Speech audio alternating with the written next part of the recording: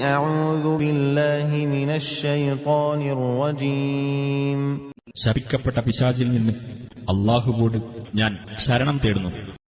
وقالوا إن نتبع الهدى معك نتخطف من أرضنا أولم نمكن لهم حرما آمنا يجبى إليه ثمرات كل شيء رزقا من لدنا ولكن أكثرهم لا يعلمون. നിന്നോടൊപ്പം ഞങ്ങൾ സന്മാർഗം പിന്തുടരുന്ന പക്ഷം ഞങ്ങളുടെ നാട്ടിൽ നിന്ന് ഞങ്ങൾ എടുത്തെറിയപ്പെടും എന്ന് അവർ പറഞ്ഞു.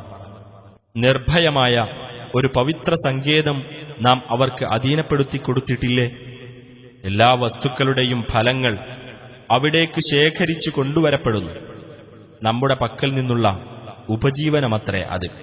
പക്ഷേ അവരിൽ അധിക പേരും കാര്യം മനസ്സിലാക്കുന്നില്ല.